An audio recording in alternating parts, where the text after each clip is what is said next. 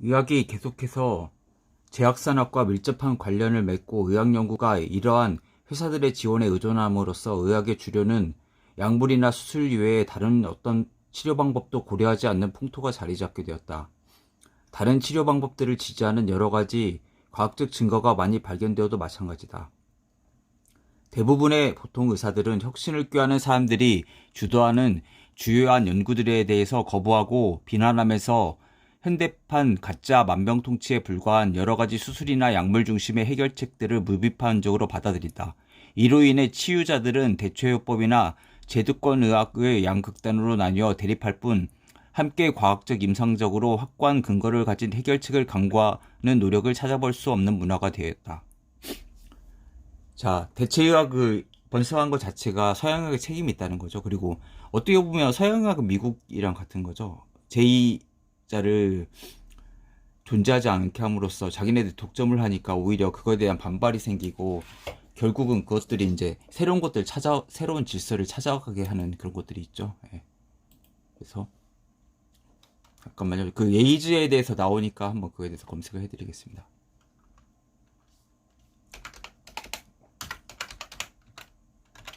하우스 오브 카드라는 게 있거든요. 카드라는 영화. 에이즈 바이러스는 없잖아요. 모습이.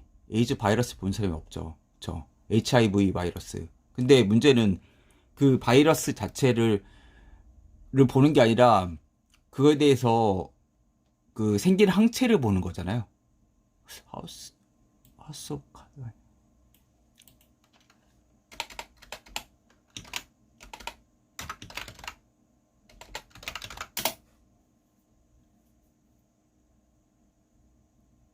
하우스 오브 넘버스라는 영화가 있습니다. 예. 인간 면역결핍 그 바이러스의 논란이라는 게 있네요. 나무위키에 보니까.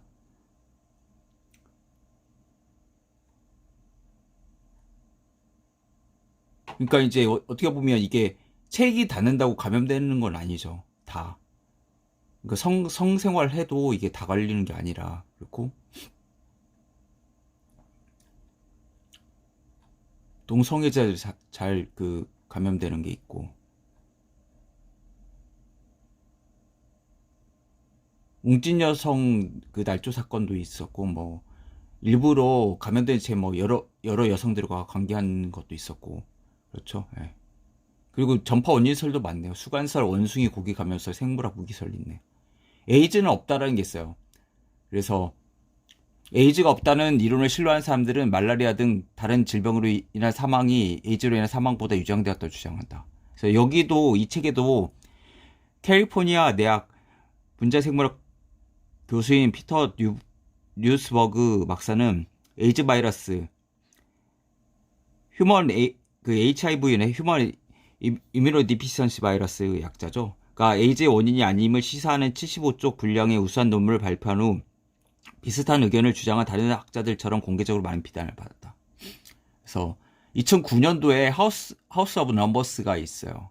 The Anatomy of an Epidemic이라는 에이즈는 실체가 없으며 오히려 에이즈 치료제로 불리는 강한 독성 약물들이 사람을 죽이고 있다는 거의 옴실려고 허구성에 버금가는 주의를 한다고 하죠. 예. 그래서 제가 보기에는 이 자체가 어떻게 보면 에이즈 환자들의 제가 알기로는 60%가 간암으로 죽는 거거든요. 간암이 왜 죽습니까? 독성 때문에 약을 먹은 독성 때문에 죽어가잖아요. 근데 어떻게 보면 지금 에이즈가 이렇게 별로 이렇게 경각심을 안 주는 게 그냥 관리가 가능한 질병으로 어떻게 보면 좀 바뀌었잖아요. 예전에는 뭐 걸리면 무조건 죽는다 해서. 그러니까 그것도 참 웃기는 거죠. 어떻게 보면 좀. 칵테일요법을 쓰는 거죠. 에이즈요법은. 여러 가지 약을 섞어가지고.